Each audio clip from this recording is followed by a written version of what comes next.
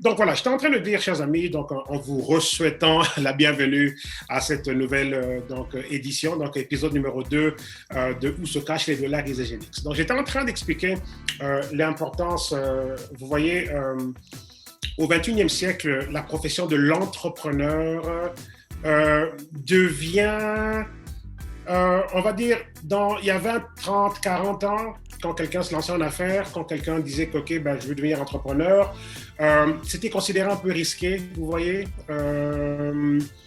Enfin, même pas un peu risqué, c'était considéré très, très risqué. Et on va en parler même tout à l'heure. Vous allez voir, aujourd'hui, je vous ai préparé quelque chose, ce qu'on devait voir la semaine dernière, donc en fait, c'est aujourd'hui qu'on va y toucher, donc par la grâce de Dieu, on va s'y rendre. Alors, ce qui pouvait être considéré comme risqué à une certaine époque, ben, aujourd'hui, c'est devenu la norme. Vous voyez, même en 2008, lorsque moi, je me suis lancé dans le monde des entrepreneurs, c'était encore quelque chose. C'était encore comme, waouh, entrepreneur, waouh, entrepreneur. Mais aujourd'hui, on est tous en fait quelque part un peu bousculés, OK, vers la direction de l'entrepreneuriat. Quand vous regardez juste les phénomènes tels que Uber, OK, c'est pas de l'entrepreneuriat, mais c'est une forme d'indépendance, OK, c'est en fait l'explosion de l'économie des indépendants. L'entrepreneuriat demande une liberté totale et le contrôle sur, OK, quand je travaille, et aussi donc le contrôle, on va dire, sur la grandeur du revenu. Et idéalement, vous voyez, la forme d'entrepreneuriat qui est vraiment recommandée, c'est celle que nous avons dans le marketing de réseau ou toute autre forme qui, à un moment donné, vous permet de pouvoir faire de l'argent 24 sur 24, 7 sur 7. Puisque sinon, l'initiative peut être entrepreneuriale, mais on peut se retrouver à être le propriétaire d'un boulot, vous voyez. Il y a une différence entre un entrepreneur qui est libre de son temps, voulant dire qu'il peut dormir et il y a un revenu qui rentre. Il y a une différence, OK, entre ce format-là et le modèle, OK, on se lance de façon indépendante, mais on ne contrôle pas notre temps, vous voyez. Et c'est important qu'on puisse spécifier la nuance. L'indépendance ne veut pas dire qu'on contrôle le temps, vous voyez. On veut devenir indépendant, mais en même temps, on veut comprendre l'importance de la notion du temps. Est-ce qu'on est entièrement libre de notre temps? Et être libre entièrement de notre temps, ça veut dire qu'on peut gagner un revenu même lorsqu'on dort. Alors là, on s'est libéré du piège du temps, vous voyez. Et c'est dans ce sens-là que je sais qu'il y a beaucoup de choses qui sont alléchantes sur Internet. Tout le monde vous donne l'impression que faites ceci et faites cela et vous allez réussir. Mais par manque d'encadrement ou par manque d'initiative ou d'éducation comme celle-ci, on en a pas assez. Beaucoup ne savent pas trop dans quoi ils se lancent. Beaucoup ne comprennent pas la notion de l'effet de levier. Le fait de chercher à ce qu'on ne soit pas dans le piège du temps. Vous voyez, l'un des gros problèmes, c'est le piège du temps. Les initiatives, OK, peuvent être diverses, mais est-ce qu'on a en commun la liberté par rapport au piège du temps? Est-ce qu'on est libre de notre temps? Vous voyez, ça, c'est très important. Okay? Et donc, un podcast comme celui-ci, okay, une émission comme celle-ci, est crucial, même pour quelqu'un qui n'est pas encore entrepreneur et qui voudrait considérer, ben, c'est une émission à regarder. Vous voyez, même si il y aura certains spots ici qui seront sur le modèle Isagenix en particulier, okay, en termes de plan de paye et différents éléments techniques, mais grosso modo, les enseignements sont très génériques. Tout le monde qui se lance dans ce domaine ou tout le monde qui considère se lancer dans ce domaine, ou juste même quelqu'un qui n'a même pas encore considéré, ben, ce sont des enseignements qui sont importants. On doit les diffuser parce que vous voyez, le XXIe siècle catapulte pratiquement tout le monde vers l'entrepreneuriat ou une forme d'indépendance. Vous voyez, l'Internet donne ce luxe-là. Il y a beaucoup de programmes d'affiliation, peut-être affiliés à ceci ou à cela et gagner des commissions, etc. Et tout. Mais là où le marketing de réseau bat vraiment toutes ses promesses, tout ce que l'on voit sur Internet, c'est que quand le marketing de réseau est très, très bien fait, avec un vrai produit, des vrais produits qui répondent réellement à des besoins et qui font en sorte que ça suscite une grosse demande, parce que n'oublions pas qu'on est dans un monde de compétition. Féroce n'est même pas un mot assez fort pour décrire la dimension de la compétition que nous avons. La compétition est plus que féroce. Elle est juste comme wow, OK? Donc, comment se distinguer? Mais regardez, je tiens ici un super mix et c'est extraordinaire de savoir que ce super mix n'a pas de compétition. Vous voyez? Ça serait quoi nos compétiteurs si on regardait le super mix? Ben, ça serait quoi? Le marché du moringa. OK? Dans le marché du moringa, on est les seuls à offrir cette densité en termes de produits. Et demain, pour ceux qui viendront demain à la session que nous faisons sur les produits, je vous réserve une surprise. Okay, vous allez voir, demain. Je ne dirai rien maintenant, c'est pour demain. Vous voyez, si on disait, OK, on prend le moringa, OK, j'ai un super mix ici, OK, on est les seuls. Il n'y a pas de compétition dans le marché du moringa. On est les seuls à offrir cette densité-là. Et le nom même de la marque Zija, OK, donc Core Moringa Zija, en fait, là maintenant c'est juste Core Moringa Isagenix et tout, mais au départ, donc la marque s'appelait Zija et Zija veut juste dire Moringa vivant. Vous voyez un peu, OK, Moringa vivant. Voulant dire, OK, que même dans le marché du Moringa, là je fais une analyse de marché, il n'y a personne qui offre du Moringa vivant. Voulant dire 100% bioactif, biodisponible et enzymatiquement vivant. Toutes les enzymes telles qu'elles sont vivantes dans l'arbre, elles sont vivantes dans le produit. Et la concentration, la quantité de feuilles de moringa là-dedans, et le fait que tout est agencé avec le fruit, le jus de fruits, les graines, etc., le gâteau des graines, et tout, ben, on prend tout ça, ben, on est unique.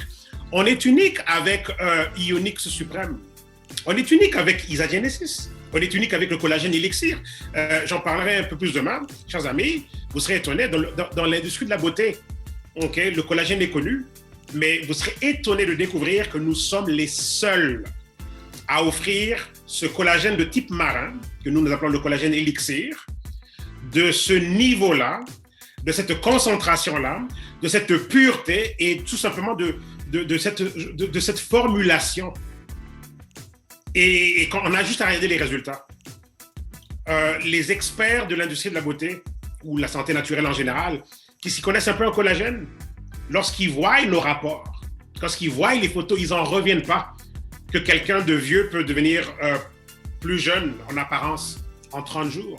Vous voyez? Donc, c'est là le côté extraordinaire du marketing de réseau. D'avoir un facteur innovateur tellement avancé qui fait en sorte qu'on offre des produits qui n'ont pas d'égal. Et ça, c'est important, sur une base purement économique. Si on doit se battre avec la guerre des prix parce que tout le monde offre la même chose et là, maintenant, on doit juste attirer les gens avec des promotions et tout, là, on a un problème.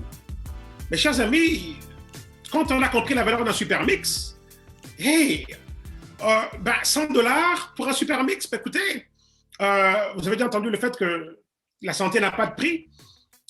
Quand on n'a pas de compétition et quand il y a une réelle valeur, OK, tangible par rapport à ce produit, une réelle valeur ajoutée dans le sens que, oui, ce produit crée réellement une différence. J'ai parlé des exemples tels que, OK, j'aime bien les exemples un peu agressifs, comme les pieds diabétiques prêts à l'amputation et la conscience conventionnelle dirait, OK, ce pied devrait être amputé et les médecins le disent aussi, les médecins. Et on donne un super mix et ce pied qui était prêt à l'amputation n'est plus amputé.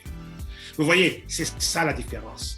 Alors, beaucoup de choses se vendent, mais ce ne sont pas des choses nécessairement de qualité.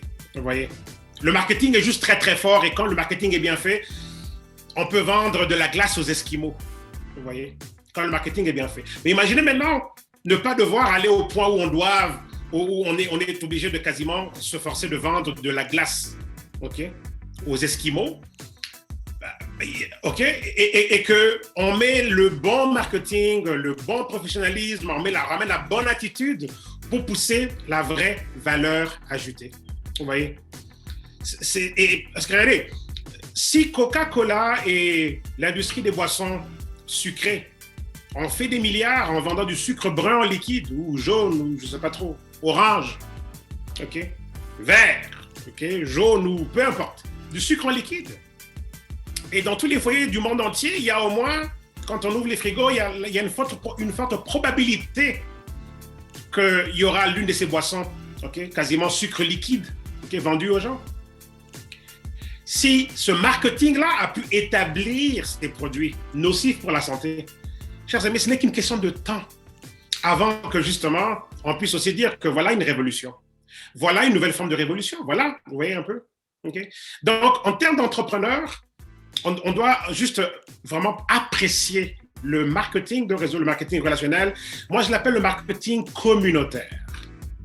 C'est vraiment un réseau de distribution communautaire. C'est vraiment ça que c'est. Vous voyez? La compagnie ramène un concept qui doit idéalement avoir un facteur innovateur tellement avancé qui nous met dans une classe à part. Vous voyez? Voici ma propre analyse. On a besoin d'un facteur innovateur tellement dans une classe à part que justement, on ramène un concept et des produits qui nous mettent dans une classe à part. Ensuite, on a besoin du marketing nécessaire pour que justement, ce qui est d'une classe à part soit maintenant vu par tout le monde comme un produit d'une classe à part. Il ne s'agit pas de dire, oui, j'ai le secret de vie avec un Super Mix ou bien avec un Isa Genesis ou un autre produit, ok? Je sais pas, le collagène et tout, par exemple. Mais il ne s'agit pas de le dire.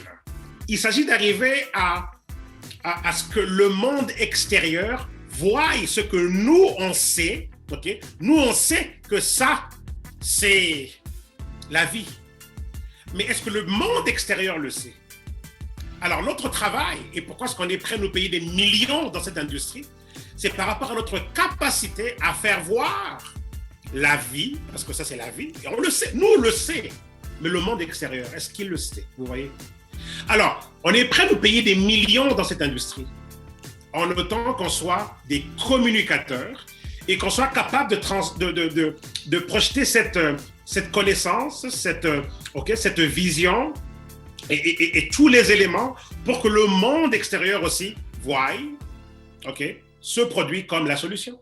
C'est tout. Pourquoi est-ce que quelqu'un ne réfléchit même pas quand... Imaginez quelqu'un qui a soif et la personne ne réfléchit même pas. C'est tout de suite Coca, Sprite, Ginger Ale, Fanta. Ok, pensez-y un peu. Pourquoi? C'est parce que justement, c'est un matraquage médiatique commercial. Okay? C'est un matraquage marketing qui fait en sorte que c'est devenu une seconde nature. Les gens pensent, ils ont soif, à moins d'être réellement éduqués en santé naturelle, au point où quand on a soif, on pense à de l'eau. Ok? Mais beaucoup, quand ils ont soif, ils pensent à de la bière, ils pensent à des boissons sucrées. Pourquoi? Donc, il y a eu un matraquage, vous voyez. Alors, on est prêt à nous payer des millions pour que, justement, ce que nous, on sait, devienne aussi un savoir partagé, vous voyez. On veut amener nos produits à devenir... On veut que le savoir soit partagé. On veut que le public, le monde extérieur, identifie nos produits comme nous, on les voit aussi. Alors là, on a une révolution, vous voyez. Là, on a en fait ce qu'on appelle l'effet de masse. On appelle ça l'effet de masse critique. Vous voyez, un mouvement va commencer et il y aura quelques suiveurs, et puis quelques suiveurs, et puis quelques suiveurs. Et il y a une vidéo que je vous montrerai dans une session future sur le momentum. Quand on parlera du momentum, vous allez voir. Il y a une vidéo vraiment qui montre comment est-ce que le momentum se forme. Et il y a aussi une explication qui va comme suit. On aura toujours une première génération de croyants. Ils y croient. Et une deuxième génération de croyants, mais ces croyants-là suivent les premiers croyants. Ils y croient parce qu'eux, ils ont cru. Okay, vous voyez un peu? Et il y a une troisième génération qui arrive et ils se rendent compte qu'il y a eu des premiers croyants, une deuxième génération de croyants. Eux aussi, ils ont cru, ben nous aussi, on va y croire. Et eux aussi, ils viennent et puis ils y croient. Et à un moment donné, il y a une quatrième génération de personnes qui observent de l'extérieur et se rendent compte que, première génération de croyants, deuxième et troisième, je pense que si eux ont cru, et eux ont cru, peut-être que nous aussi, on peut y croire. Et puis eux aussi, ils viennent. Et à un moment donné, il y a quelque chose qui se passe. Et puis, on ne passe même plus par ce processus-là. Parce qu'après 4 générations ou plusieurs générations de croyants, l'effet de masse provoque ce qu'on appelle le côté merveilleux de la masse critique. La masse critique. Et quand votre entreprise, que je dis bien votre entreprise, parce que nous sommes tous des entreprises indépendantes, quand votre entreprise touche la masse critique, ça ressemble à des milliers de commandes par semaine, dans votre downline, dans votre réseau, à gauche et à droite. C'est du genre des milliers de commandes par semaine. Ça peut être par jour, ça peut être par mois. Mais c'est vraiment des milliers de commandes par mois, par semaine ou par jour. Ça, c'est lorsqu'on rentre dans ce phénomène de la masse critique. Au point où on ne réfléchit plus. On ne passe plus nécessairement par toutes les étapes, ok, de est-ce que je devrais y croire ou pas. Ok, on va dire que la crédibilité s'installe. Tout comme quelqu'un qui ne réfléchit même pas, ok, quand il a soif, c'est directement Coca. Il n'a pas besoin d'aller chercher, oh, qu'est-ce que le Coca Oui, en plus, le Coca, ces boissons sucrées, elles ne sont pas bonnes pour la santé. Mais vous voyez, la masse critique est déjà établie et puis voilà. Les gens vont juste, parce que c'est devenu comme une seconde nature, ils vont juste y penser. Alors, pourquoi est-ce que je parle de tout ceci? C'est pour qu'on prenne au sérieux ce que nous avons. Vous voyez, on doit aller au-delà du petit marchand qui veut juste faire sa petite vente, il veut vendre son petit super mix une fois de temps en temps. On doit développer ici une vision globale, une vision de marché, une vision de marché mondial, marché local, marché communautaire, marché national, régional, peu importe. Ça nous prend une vision un peu plus grande et ça nous prend aussi une compréhension de ce que nous avons entre les mains. Ça nous prend une compréhension aussi de comment fonctionne le monde des affaires, okay? L'économie en tant que telle. Oui, ça prend cette compréhension-là et on doit prendre au sérieux la profession de l'entrepreneur qui aujourd'hui, si on prend le marketing de réseau ou d'autres programmes qui offrent des choses un peu similaires, des programmes affiliés et tout, on se rend compte que dans ce 21e siècle, dans ce contexte de révolution, de médias sociaux et toutes ces choses-là, et de comment est-ce que les entreprises aussi changent de philosophie. Donc, les entreprises aujourd'hui se rendent compte que ça devient très efficace de passer par le bouche à oreille. Parce que ce bouche à oreille-là, aujourd'hui, il est magnifié par les médias sociaux. Vous voyez? Le bouche à oreille a toujours été très, très fort. Mais aujourd'hui, le bouche à oreille, il est magnifié par le véhicule des médias sociaux.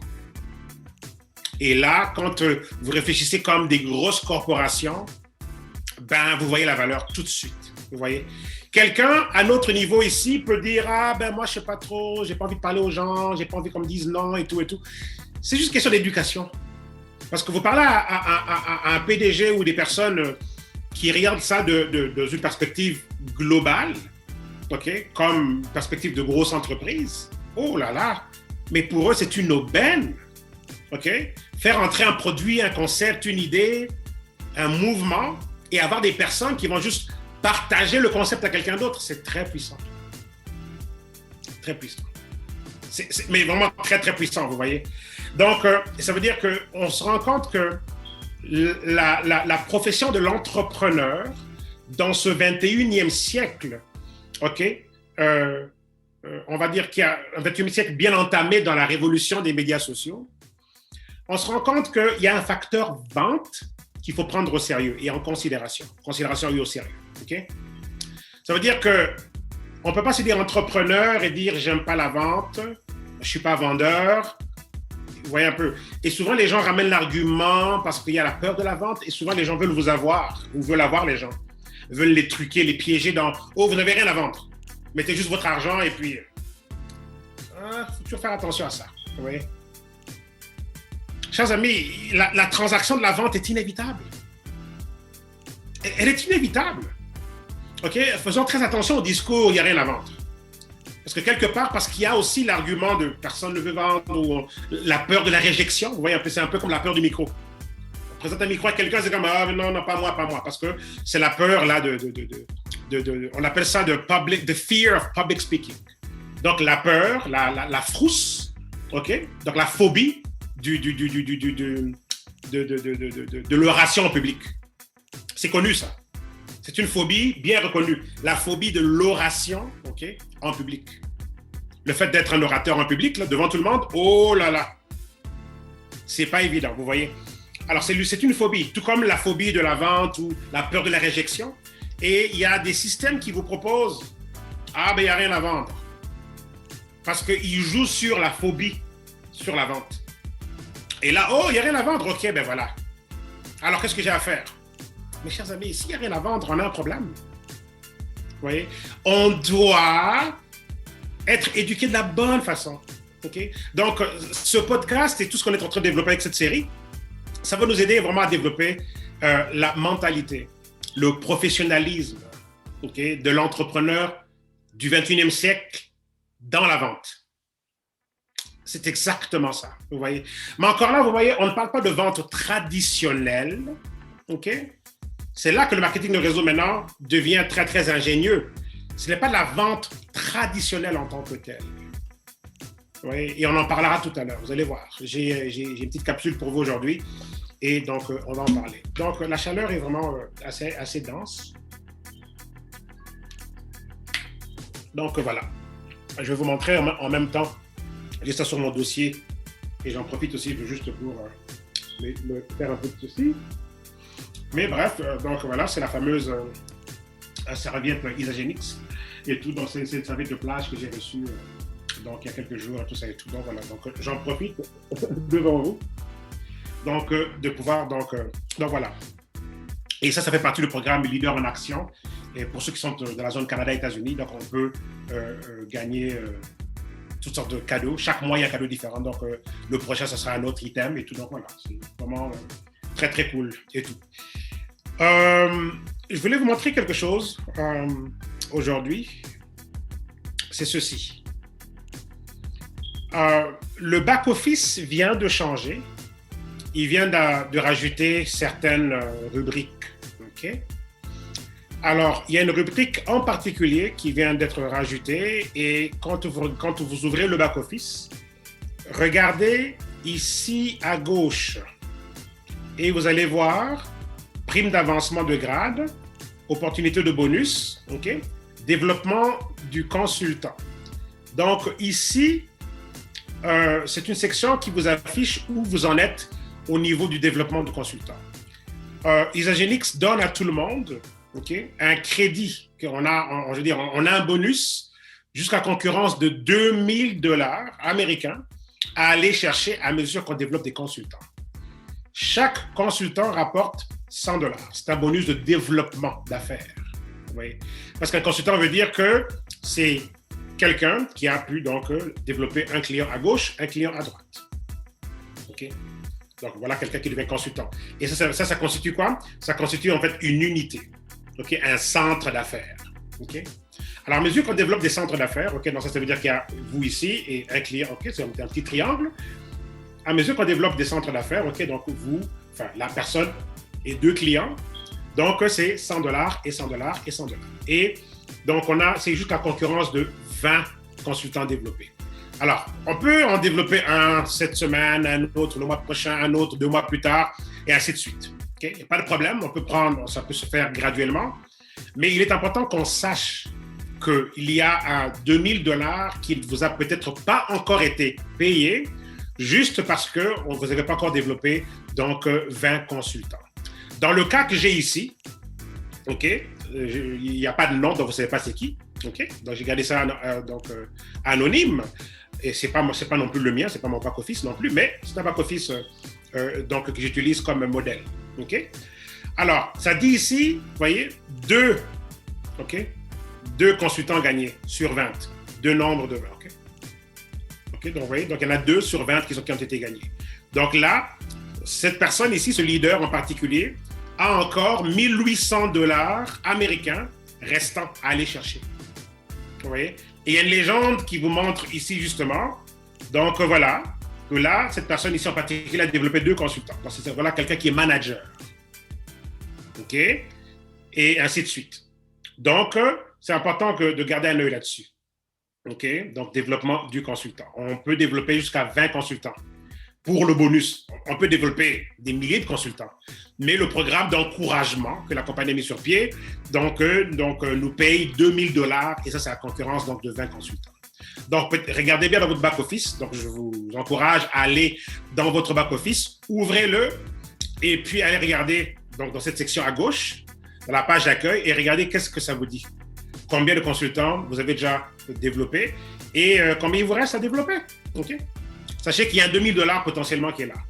Et si vous avez déjà développé 2 consultants, vous êtes au moins minimum manager et que vous n'avez pas développé d'autres consultants depuis, chers amis, il y a $1,800 qui vous attendent. Et si vous êtes déjà manager ou directeur et tout, donc c'est sûr que vous en avez déjà quelques-uns, mais il y a encore beaucoup d'argent donc, à être gagné, juste en développant des consultants. Vous voyez, donc je voulais attirer votre attention sur cette section du back-office qui vient juste d'être rajoutée là maintenant. OK? Donc, cette semaine est la première semaine où ça a été diffusé. Donc, on peut ne pas s'en rendre compte, surtout si on ne va pas toujours dans son back-office, mais je vous recommande de garder un œil là-dessus. C'est important de savoir où est-ce qu'on en est, qu'est-ce qu'on fait et tout et tout et tout. Okay? Donc, voilà. OK? Donc, j'attire votre attention là-dessus. Donc, voilà, mes amis. OK? Donc, et puis, évidemment, on aura donc des sessions sur le plan de paye ou sur les éléments techniques du back-office. On va en avoir aussi donc, qui pourront, là où on pourra donc aller en profondeur et expliquer donc beaucoup de ces choses-là. Donc, je garde un œil sur l'heure pour m'assurer qu'on reste dans les temps. Et puis, vous allez voir aussi qu'ils ont affiché aussi donc, les gains. OK? Ça, c'est les gains à vie, donc en carrière avec Isagenix. Et il y a aussi donc les gains annuels. Donc, vous allez avoir le cumul annuel et puis donc les gains à vie. Okay? Donc, gardez bien un œil là-dessus. Ça vous donne une belle perspective de, OK, qu'est-ce que j'ai gagné depuis le début et qu'est-ce que j'ai gagné pour cette année. OK? Donc, tout est là. OK? Donc, voilà. En tout cas, bref. Donc, et puis évidemment, cette section ici, c'est pour vous montrer combien de PV, okay, combien de BV ou bien combien de points volume il vous manque pour donc déclencher un cycle. Et c'est quoi un cycle? Un cycle, c'est en fait une commission d'équipe. C'est un revenu résiduel et c'est basé sur une répartition de 600 points d'un côté et 300 points de l'autre. Donc, dès qu'il y a 600 points en dessous de nous d'un côté et 300 points de l'autre, ça c'est du volume accumulé par tous ceux qui sont en dessous de nous, qui achètent et qui enrôlent et tout, qui renouvellent leurs autochips. Okay? Donc, ça nous déclenche un bonus. Donc, on fait une commission d'équipe, pas un bonus, mais une commission d'équipe de $60 canadiens ou $54 américains. Okay? J'aime bien la mathématique avec $60 parce que c'est juste plus facile, c'est 20%. Vous vous rendez compte? 20% sur le côté le plus petit. 10% déjà, c'était extraordinaire avec, certains d'entre nous avons fait le parcours Zija. 10%, c'était comme wow, 10% sur le côté le plus petit. Et déjà, c'est déjà wow. Pourquoi? Parce que la moyenne de l'industrie, moi, dans ma première compagnie de marketing de réseau, on nous offrait quart de pourcent, demi%. Et il fallait bâtir tellement de générations. C'était à la 8e génération qu'on nous donnait 5% et on devait dire Alléluia. Vous voyez? C'était pas donné, le revenu résiduel. Donc, ce qui est fort ici, c'est vraiment le revenu résiduel. Le fait que vous pouvez déclencher des cycles comme ça. Comme ça. Vous voyez? Et dans cet exemple ici, vous voyez, donc, la personne a besoin d'avoir 54 points, okay, à droite pour déclencher un cycle.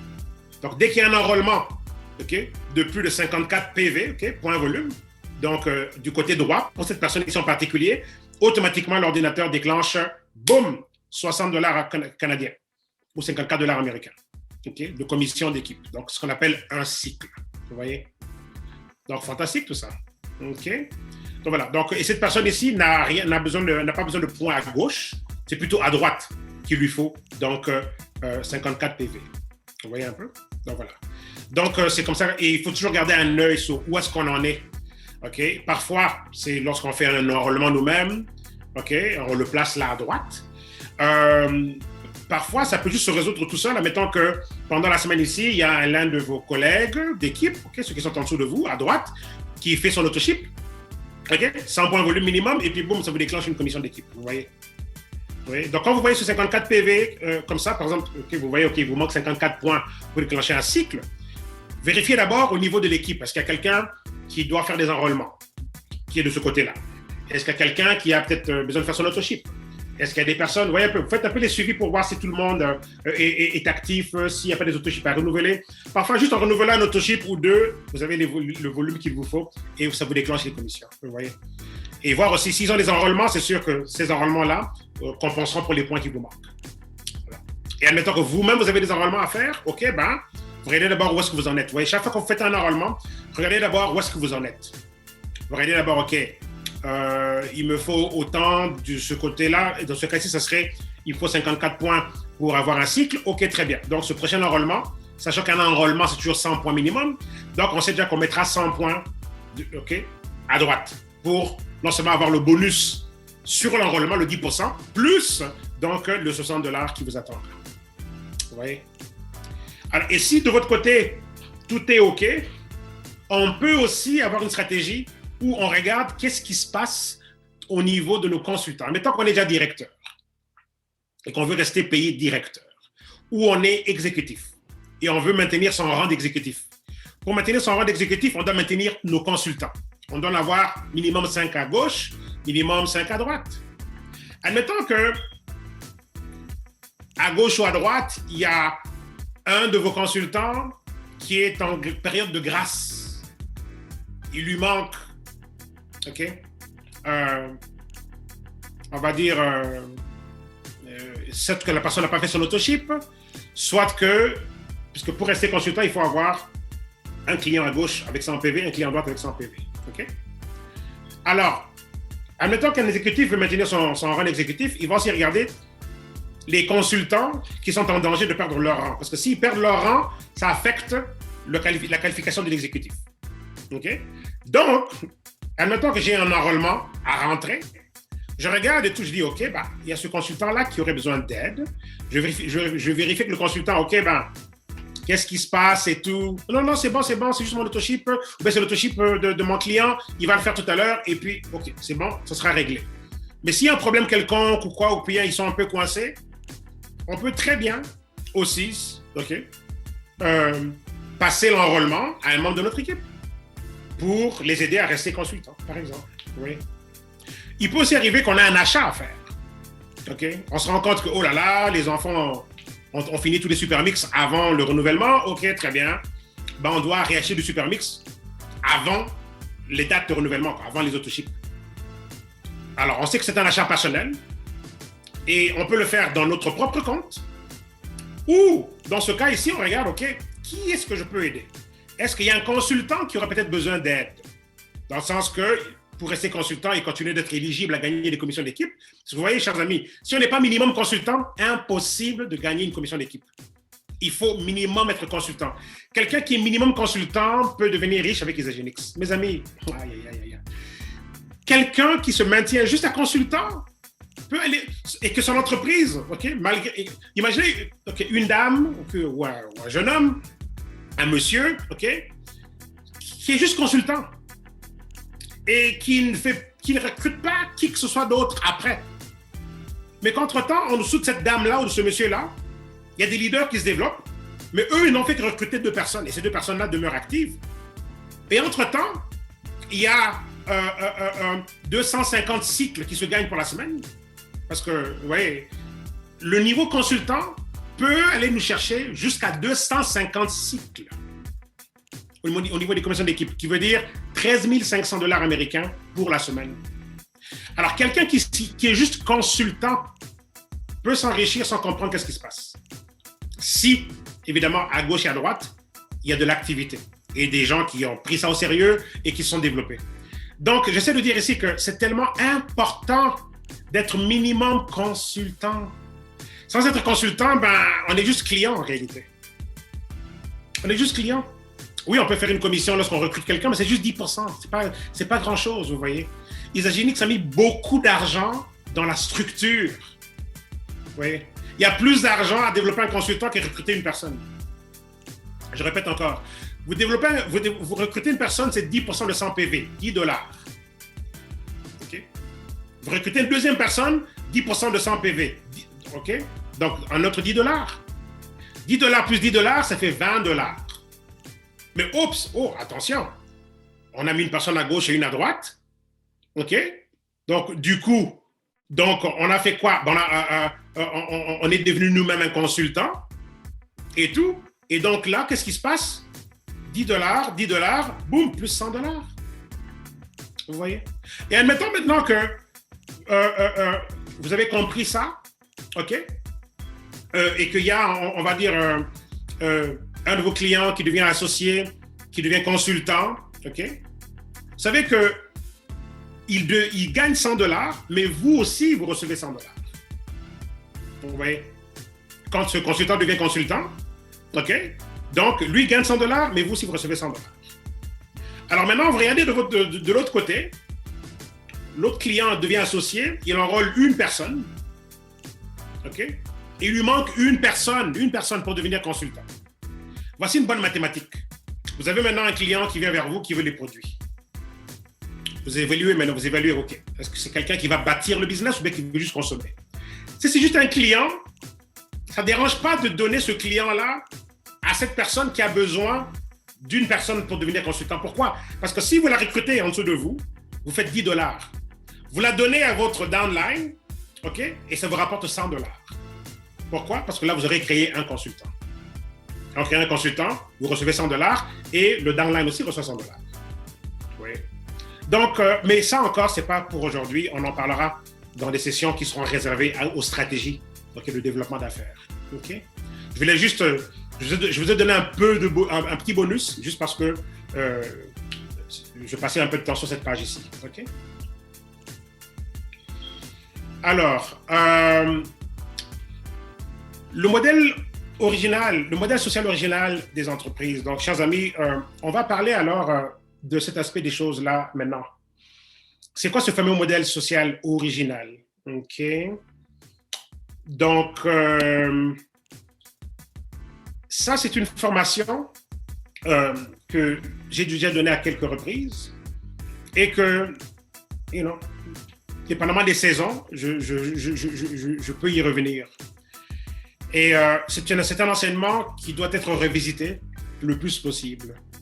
Pourquoi le marketing relationnel marche? En fait, moi, je devrais rebâtir cette affirmation-là, ou cette question, ou cette affirmation. Pourquoi le marketing communautaire marche? Ouais. On peut dire relationnel, mais j'aime bien l'aspect communautaire. Ouais. OK? Vous allez voir. Pourquoi ça marche? Je vais y répondre immédiatement. Ça marche par rapport au facteur confiance. Le fait que ce qui vend dans une communauté ou bien dans des relations, dans une famille, dans des relations amicales ou familiales, le facteur vendeur est la relation. Tout simplement, c'est la relation qui vend. Ce ne sont pas les vertus d'un produit qui vont vendre nécessairement ou le caractère unique d'une affaire qui va vendre. C'est vraiment juste la relation. Je vous donne un exemple. Il y a quelqu'un dans mon entourage à qui j'ai parlé d'une affaire. La personne a appris connaissance de cette affaire à travers moi. La personne dit, OK, pas de problème, je t'envoie les sous pour pouvoir donc profiter de l'affaire, investir. Quelques temps après, je me rends compte que l'affaire n'est pas ce que je croyais et je dis à cette personne, écoute, garde ton argent parce que finalement, ce n'est pas l'affaire que je pensais que c'était.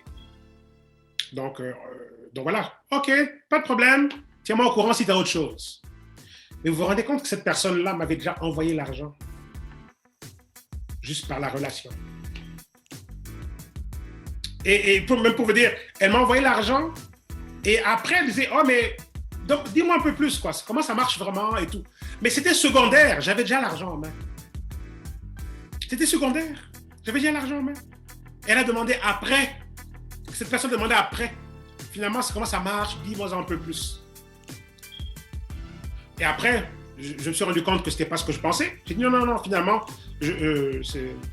garde ton argent et tout, vous voyez. Mais cette personne m'avait déjà envoyé l'argent juste parce que j'ai proposé la chose et qu'on a une relation. Voilà pourquoi on est prêt à nous payer des millions. Vous voyez? Parce qu'une publicité abstraite à la télé, OK, même si c'est une vedette, vous voyez, pourquoi est-ce qu'ils utilisent les vedettes? C'est parce que les gens sont censés être sentimentalement attachés aux vedettes. Ils aiment cet athlète-là. On aime Michael Jordan. Ou peu importe. Okay? Et là, du coup, les gens se sentent fiers d'acheter les chaussures Nike Jordan, par exemple. Et donc, ils jouaient là-dessus. Mais encore là, quand on est dans le marketing de réseau, c'est pas tellement la stratégie aller engager les vedettes, là. Okay? Mais ils savent que les vedettes, c'est vous. Nous sommes tous des vedettes dans notre cercle. Vous voyez? Et les gens au top, à la tête de ces compagnies, ont compris ça. Ont compris la puissance du réseau. La puissance de la relation. Vous voyez? Parce que c'est la relation qui vend, c'est la crédibilité. Et ça, c'est très puissant. Vous voyez? Donc là, on a maintenant une compagnie qui peut arriver comme la nôtre, qui établit un concept révolutionnaire, et tout. Et puis voilà, on devient partenaire 50-50, on profite de l'innovation, et on va faire quoi? On devient des éducateurs de cette innovation, ou dans notre communauté. Et puis voilà, c'est tout. Voilà comment est-ce qu'on crée des révolutions. Oui. Il faut avoir le bon produit. Parce qu'un mauvais produit peut aussi avoir un effet domino négatif, évidemment. OK? Il faut avoir un bon produit pour avoir un effet domino positif et que tout le monde dans la communauté se passe le mot. Le thé premium ne blague pas. Les gens se passent le mot, ils savent que ce thé-là ne blague pas. Vous vous dites constipé depuis 6 mois, prenez ce thé, vous allez voir. Oui, donc, il y a un effet domino en termes d'information. Et c'est ça le côté extraordinaire. OK? Alors, en 7 différentes raisons, on va regarder pourquoi est-ce qu'on devrait considérer devenir entrepreneur. Mais encore là, je m'adresse à des entrepreneurs. Mais il est important qu'un entrepreneur qui est déjà engagé se réalise, OK, le facteur extraordinaire de sur quoi cette personne est assise. Okay? Cette personne est assise, en fait. On a une mine d'or, on est assis sur une mine d'or. OK? Donc voilà. Alors, si on peut comprendre ça ici, ça nous aide à nous professionnaliser, ça nous aide à changer notre attitude, okay? Ça nous aide à juste changer comment on travaille, et ça nous aide aussi donc à former mieux nos équipes, et ça nous aide aussi donc à en parler autour de nous. Okay? Voici quelques observations. On dit que tout parent se demande pourquoi les bébés ne naissent pas avec un mode d'emploi. Bonne question, ça. Oui. Il y va de même avec l'entrepreneuriat. Personne n'a dit que c'était chose facile. Beaucoup de difficultés et de nuits blanches. Okay? Ce qui rend difficile l'idée selon laquelle les récompenses, okay, donc les bénéfices, les profits, finiront par surclasser les efforts. Il y en a qui ne s'imaginent même pas qu'ils peuvent dépasser consultant et devenir manager. Ouais. Alors que c'est très simple, aller d'associé à consultant, consultant manager, et ainsi de suite. Ou juste vraiment de dire, OK, est-ce que je pourrais être libre financièrement avec ceci? Est-ce qu'à un moment donné, je pourrais faire de l'argent quand je dors? La réponse est bien sûr que oui. OK? L'entrepreneuriat, ça vient avec l'effort, on nous dit. Et l'effort récompense grâce à la passion. Vous voyez? L'effort sans passion devient une corvée.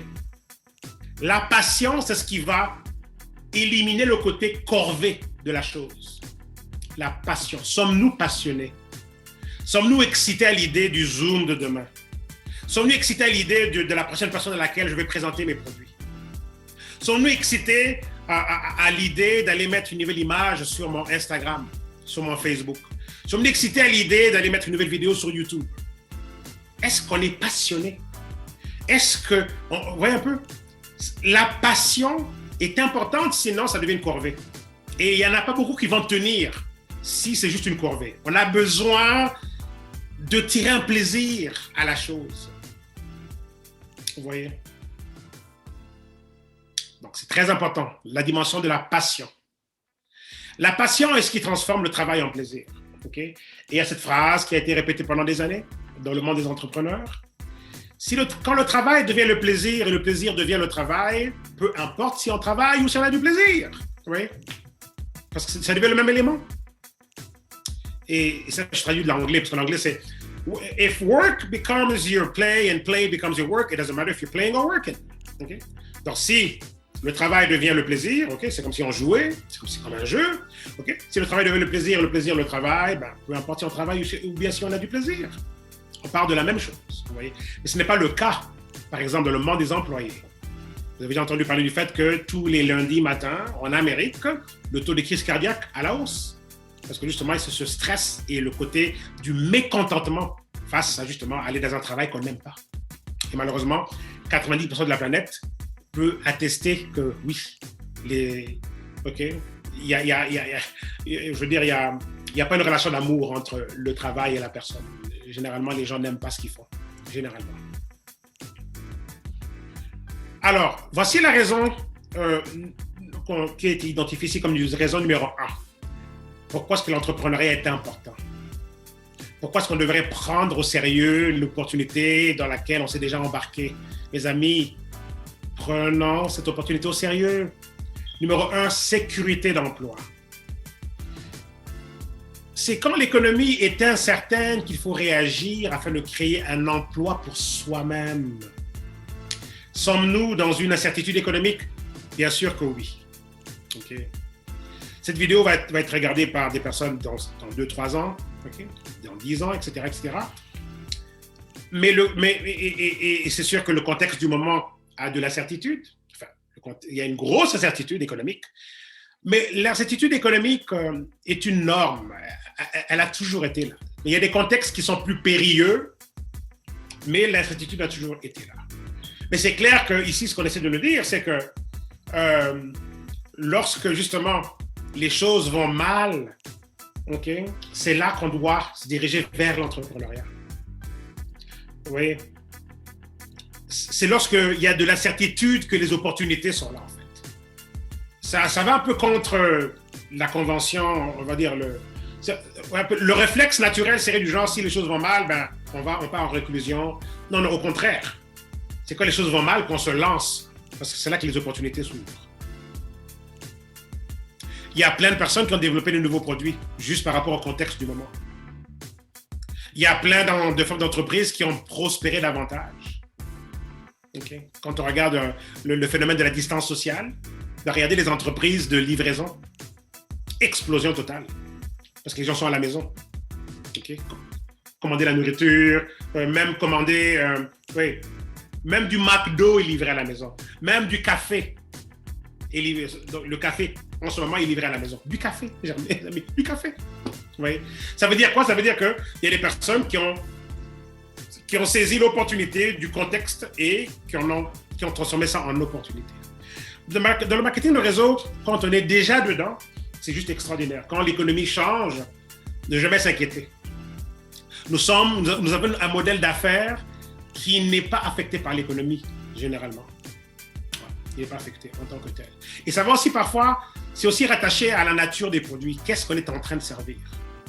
Okay. Je garde un œil sur l'heure. Okay. Donc voilà. Donc considérez ceci. Okay. Vous étiez né pour être entrepreneur et non employé. Wow. Méditez un peu là-dessus. Être né pour être employeur. Pardon. Oui, employeur, je veux dire. OK, ça marche, employeur. Bon, on était né pour être entrepreneur et non pour être employé. OK.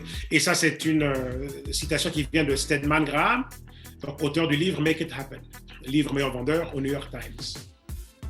Mon pasteur dit ceci: vous étiez créé entrepreneur, ne mourrez pas employé. Ça, c'est l'une de ses phrases préférées et j'en ai même fait un t-shirt. J'ai une ligne personnelle de t-shirt et j'en ai fait un t-shirt justement avec la phrase. Vous étiez créé entrepreneur. Ne mourrez pas employé. Voulant dire qu'on peut commencer par l'emploi, mais ne finissons pas la vie juste là, alors qu'on a en nous un domaine naturel de dominance. Vous voyez? On aura une session là-dessus. Comment identifier notre domaine naturel de dominance? Nous en avons tous un. OK? Donc voilà. Alors, l'entrepreneuriat ne crée pas juste l'autonomie économique et financière au niveau individuel. Okay? On nous dit qu'il a aussi un impact macro au niveau du développement communautaire. Vous voyez le mot clé? Communautaire. Vous voyez? Donc, je répète, l'entrepreneuriat ne crée pas juste l'autonomie économique et financière pour soi-même, mais ça a un impact macro, voulant dire global, au niveau du développement communautaire. Et le marketing de réseau, c'est du marketing communautaire. C'est de l'éducation communautaire. Vous voyez? Impact au niveau du développement communautaire et de la croissance économique globale en créant des nouvelles sources d'emploi ainsi que des standards de vie plus élevés. Fantastique ça. Donc un entrepreneur peut créer des emplois. Okay? Et on va se dire, oui, mais dans le marketing de réseau, est-ce qu'on crée des emplois? Oui, on crée des emplois. Qu'est-ce qu'on vient de dire au point précédent? C'est quand l'économie devient incertaine qu'il faut réagir afin de créer un emploi pour soi. Un entrepreneur possède un emploi pour soi. Vous voyez? Donc, le marketing de réseau crée des emplois pour soi. C'est ça que c'est. On doit se détacher de la dimension traditionnelle. Boulot, salaire, payé à l'heure. Non, non, non, non. On crée des emplois, mes amis. Ça dépend de quiconque capture la révélation et en fait quelque chose. Il y en a qui vont commander leurs produits et consommer et puis s'arrêter là.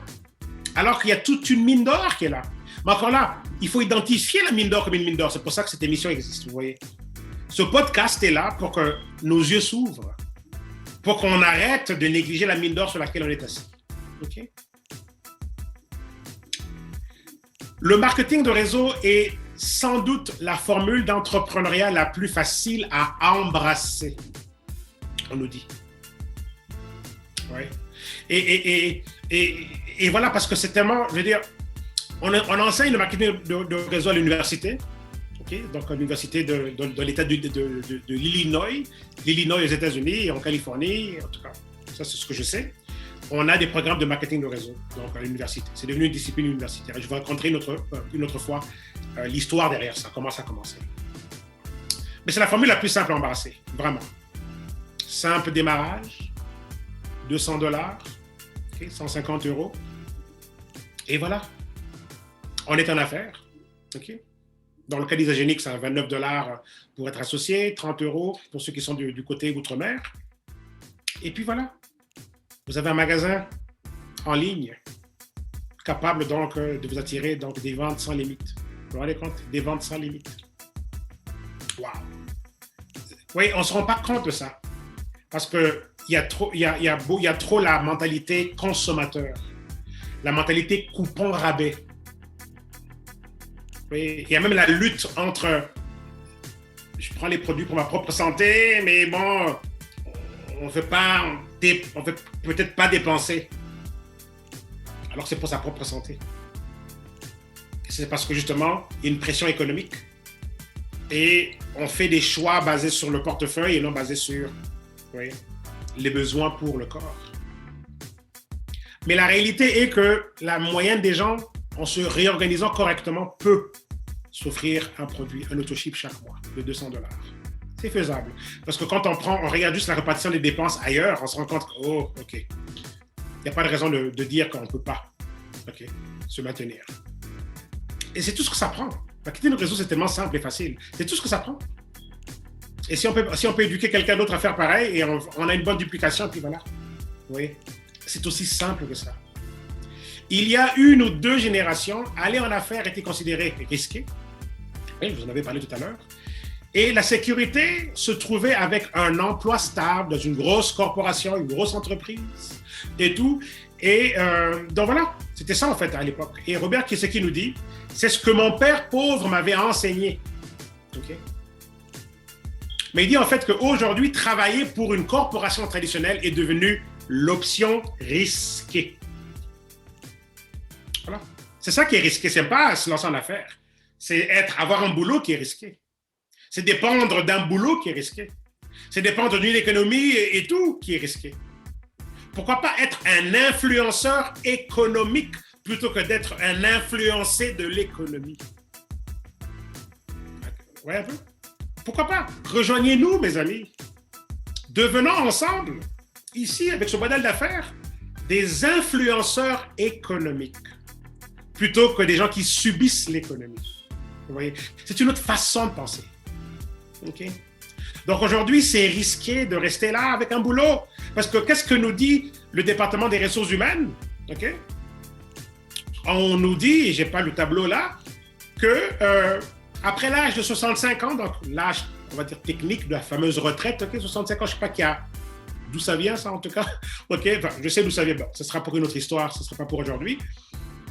Mais ça ne fait aucun sens, OK, la retraite à 65 ans. OK, admettons qu'on prend cette option-là. Mais vous savez que de passer l'âge de 65 ans, beaucoup doivent continuer de travailler pour vivre, parce qu'ils ne peuvent pas prendre de retraite. Un autre groupe a besoin d'aller vers la famille pour demander de l'argent ou le gouvernement. Oui. Donc, regardez, quand quelqu'un est employé, il n'y a déjà pas assez à mettre de côté pour donc la retraite.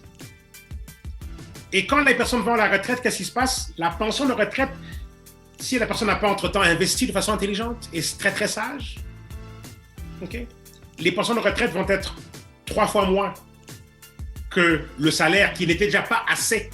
Parce qu'il faut comprendre le concept, et je vais l'enseigner ici, je l'enseignerai ici dans un prochain épisode, comprendre le concept du coût de la vie. Le coût de la vie est ici, okay, et les salaires sont là. À la retraite, le salaire diminue, enfin l'argent diminue, donc il y a un plus gros gouffre entre le coût de la vie et puis donc et l'argent qui rentre tous les mois. Donc ça fait en sorte que ça devient très difficile.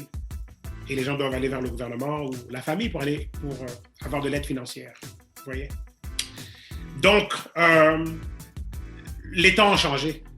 Et c'est important qu'on se rende compte de cet aspect des choses. Il y a 7 points, mais on va devoir continuer et ça nous fera des bons objets pour les prochains épisodes. Okay? Parce qu'on était arrivé au point numéro 1 et notre temps est déjà fini. Okay? Et au prochain épisode, on va voir où on pourra se rendre, parce qu'il y a toujours différentes choses à présenter. Et donc, on va aborder le point numéro 2. Et puis, numéro 3, si possible. Et si on peut finir le tout la semaine prochaine, tant mieux. Mais sinon, pas grave. Je préfère garder l'émission dynamique, riche, en termes de contenu, en termes de vous donner vraiment les éléments les plus importants pour pouvoir exceller et avoir la bonne attitude, okay, dans cette profession de l'entrepreneur, okay, dans le marketing de réseau, dans l'univers de la vente. Donc, je m'arrêterai là donc, pour aujourd'hui. Et j'aimerais en fait toucher un petit mot sur l'édification. J'en ai parlé tout à l'heure. Vous voyez, lorsque l'un des moteurs de l'industrie du marketing de réseau et de l'entrepreneuriat est en fait l'édification. Vous voyez, il y a le facteur motivation est très important. Motivation et encouragement. On est dans une société qui est déjà très influencée par les scandales, les mauvaises nouvelles. Les médias font leur argent sur les mauvaises nouvelles. Et quelque part, il y a ce réflexe sur l'attente d'une mauvaise nouvelle. C'est pour ça que le commérage est très, très contagieux. Parce qu'on se rend compte qu'il y a cette dimension de programmation quasiment innée où quelqu'un cherche la mauvaise nouvelle. Alors, l'encouragement devient très important. L'édification est cruciale. Vous voyez? On met une publication sur les palmarès des enrôleurs. Voici, okay, félicitons donc nos enrôleurs top. Et c'est drôle, il y en a qui disent enrouleur, comme si on était en train d'enrouler les gens. En fait, c'est drôle, enfin, on va un peu rigoler là. Donc, il y en a qui disent enrouler, mais enrouler, c'est enrouler, ok? Mais c'est en fait enrôler. Il y en a qui disent enrouler. Okay, c'est juste, ça fait rire. C'est comme si on enroule les gens. En fait, c'est vrai que quelque part, c'est une image drôle, mais en tout cas, il y a une différence entre enrôler et enrouler, mais même si ça va dans la même catégorie. Parce qu'enrôler, c'est faire rentrer quelqu'un quelque part. Et enrouler, c'est quasiment, vous voyez, on enroule la personne. Donc, on la prend non seulement et on l'enroule. OK, on la garde prisonnière, en tout cas. C'est pour rigoler. Alors, j'ai mis le palmarès des enrôleurs. Et je mets toutes sortes de différentes choses. Palmarès, ceci, cela, félicitant telle personne. Et c'est bien, oui. Généralement, les gens vont dire bravo, félicitations et tout. Mais tout à l'heure, j'insistais, et ça faisait partie de ce dont j'allais parler aujourd'hui. J'insistais sur, ne dites pas juste, oh, bravo les lauréats. C'est bien, c'est pas un péché, c'est bien, ok? Mais c'est encore mieux, oh, en passant, bravo les lauréats, mais en particulier, telle et telle personne. Waouh, bravo là, de vos exploits là. J'ai intérêt à me dépêcher là pour vous rejoindre. Vous voyez, c'est ça qui est important. L'édification générale est importante, mais on doit aller au-delà du général et aller dans le personnalisé. Chers amis, la valorisation individuelle est cruciale. Que quelqu'un se sente individuellement valorisé. c'est un carburant qui peut tout changer pour quelqu'un. N'oublions pas qu'on a subi des traumatismes. Les méchantes phrases et les méchants mots de nos professeurs d'école. Je ne sais pas pour vous, mais il y a une certaine époque, là, dans les écoles, peut-être que maintenant, surtout dans les pays comme ici au Canada, on fait très attention, mais dans les écoles, enfin, à mon époque à moi, ou bien de là où j'habitais dans différents pays à travers le monde, mais les professeurs, oh là là, les maîtres ou les maîtresses, les choses qu'ils disaient aux enfants. Okay? Donc, n'oublions pas ça, qu'à l'école, on a subi il y a eu toutes sortes de traumatismes, des choses que les professeurs vont dire et qui peuvent bloquer un enfant et les limiter. Les choses que les amis peuvent dire, on se moque de vous, on dit des mauvais mots et tout. Peut-être qu'on était un peu trop gros, on avait un peu du gras et on se moquait de vous. Les enfants peuvent être très méchants. Et peut-être que voilà, on se moquait de cette personne-là, oh, il est gros ou bien elle est grosse. Ou ceci ou cela, ou bien il est roux, ok? Il est roux, puis il a des taches de rousseur. Et on se moque de lui, on se moque d'elle. Je veux dire, les exemples, il y en a tellement.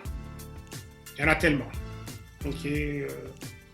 Et l'école, la société, le quartier, la communauté, la famille. Ok? Il y a des choses atroces que les enfants peuvent entendre des parents. Alors, il ne faut pas oublier tout ça. Et généralement, dans le milieu de l'emploi, c'est pas trop ça non plus. C'est comme une guerre, là, pour... ok? Au niveau donc, du monde, en fait, des emplois. C'est comme une guerre. Tout le monde ne veut pas nécessairement... Tout le monde ne veut pas qu'on monte. Je veux dire, ok? Les gens se battent pour leur poste. Donc, c'est un peu... Oui, alors, à quel moment est-ce qu'on est réellement motivé par d'autres personnes, par des facteurs externes? À quel moment est-ce qu'on est édifié? L'édification est tellement importante, vous n'avez aucune idée de l'impact du simple fait qu'on ait mentionné votre nom. Qu'on dise un bravo spécial à Marie-Alice Eyebe. Oh là là! Vous ne pouvez pas comprendre qu'est-ce que ça fait. On dit votre nom. Oui. Donc, c'est un élément important. Alors, essayons d'améliorer nos pratiques d'édification. Améliorons nos pratiques d'édification. Améliorons nos pratiques. OK? Donc, allant au-delà du bravo tout le monde, ou bien, on met juste un pouce là. On peut parler. On peut mettre des mots. OK? Les pouces et les signes là, d'accord. Mettez ça après un mot. On peut prendre 10 secondes. Oh, en passant. OK? Bravo à tout le monde et waouh, OK. Donc, cette personne-là était dans la liste. Oh, écoute, j'ai vu ton nom sur la liste. Bravo. Vous voyez? Et on peut rajouter après tous les... Ouais. Ça nous coûte quoi? On peut utiliser nos mots. OK? Mais c'est important. Vous ne vous rendez pas compte de l'impact de l'édification, de comment est-ce que quelqu'un va se sentir. Juste parce qu'on a pris un 10 secondes d'extra, on a mentionné son nom et tout. On ne dit pas d'aller mettre les noms de tout le monde. Non, non, non. Allez-y avec les membres de vos équipes. Ou bien des collègues en général que vous connaissez. Vous voyez? Ils ne sont peut-être pas dans votre lignée, mais c'est un collègue, c'est quelqu'un que vous connaissez, vous avez côtoyé peut-être en ligne ou au téléphone ou peu importe. Dites un mot, mentionnez le nom de la personne. L'édification doit être personnalisée. Vous voyez? OK. Notre relation avec Dieu est personnalisée. Elle est personnalisée. Dieu nous connaît individuellement et a un plan pour nous individuellement. Vous voyez? Donc, personnalisons l'édification. Donc, c'est avec ça que je conclue aujourd'hui. Ça donne des ailes, ça encourage. Je vous ai raconté la semaine dernière ce monsieur qui avait l'âge de mon père et que j'avais félicité et j'ai remis un certificat. Il m'avait dit, de toute sa carrière, à son âge, il n'avait jamais été félicité comme ça. On ne lui avait jamais dit qu'il était capable et qu'il avait de la valeur. Vous voyez? C'est comme ça qu'on a été créé. Vous voyez? La dimension de l'édification, c'est inné, c'est en nous. Et quand on peut toucher à ces cordes sensibles-là et faire les choses correctement, vous donnez des ailes aux gens. Quand quelqu'un se sent important, oh là là, se sent utile, se sent capable, ok, oui, c'est un peu comme une forme on va dire d'approbation, ok, oui. On a été approuvé par nos pères nous ont approuvés, ok. Parce que quand on ne fait pas ça, c'est bien bravo tout le monde, ou parfois, on ne réagit même pas parfois. Et ça donne quoi comme message? Ben, oui, il y a des lauréats, mais puis quoi? On s'en fout, nous. On a autre chose à faire, vous voyez. Indirectement, quand on ne réagit pas ou, vous voyez, ça pourrait être mieux, ça peut toujours, le non-verbal peut toujours être interprété comme « Ah, on n'est pas intéressé, on s'en fout. » Vous voyez un peu? Oui, il est devenu exécutif, et puis quoi? Et puis quoi? Vous voyez? C'est ça qu'on peut interpréter. C'est du genre « Ah ben... » Parce que si on ne fait pas bien l'édification, automatiquement, ça crée quoi? Ça crée un sentiment de boudage. C'est du genre « Oh, on me boude. » Peut-être que non, les gens sont juste distraits, ils n'ont pas eu le temps et tout, mais ça donne le sentiment, le non-verbal peut être interprété comme « Oh, on me boude. » Je suis devenu manager et il y a juste une personne qui a dit bravo. Vous voyez, automatiquement, les gens se disent « Ah, voilà, tout le monde me boude. » Et là, ça crée un problème. Vous voyez, ça crée un problème interne. Alors, soyons évidemment honnêtes, soyons sincères, soyons joyeux. Vous voyez, c'est pour ça que le développement personnel est important. La joie qu'on injecte et la joie qu'on reçoit en récolte. On doit comprendre le secret, ces principes de la récolte. Okay, de la semence plutôt. Récolte est la résultante de la semence. Dans cette existence dans laquelle on est, cette loi est en action partout. La loi de la semence et de la récolte. C'est une loi divine. Ouais. Donc, la joie qu'on injecte est une semence, et qui veut dire que la semence doit produire quelque chose. Donc, on va récolter aussi de l'argent en retour. OK, vous voyez? La célébration qu'on honore et la célébration qu'on mérite de recevoir. C'est aussi simple que ça. Édifions correctement. Édifions nos leaders, j'en ai parlé la semaine dernière. Le leader n'est pas votre patron, il est plutôt votre serviteur. Mais on l'édifie par rapport à la valeur du service qu'on reçoit, on l'édifie. C'est une façon de le remercier. Même si quelqu'un n'a pas fait grand-chose, mais vous a au moins présenté l'opportunité, ben cette personne-là, si n'eût été elle, vous n'aurez pas connu l'opportunité. Donc, c'est une attitude de gratitude, vous voyez. L'édification est une forme de gratitude, exprimée différemment. Respect. Oui. On évite les langages déplacés. On édifie. Oui. Très important. Ça ne veut pas dire que quelqu'un est meilleur que vous. Non.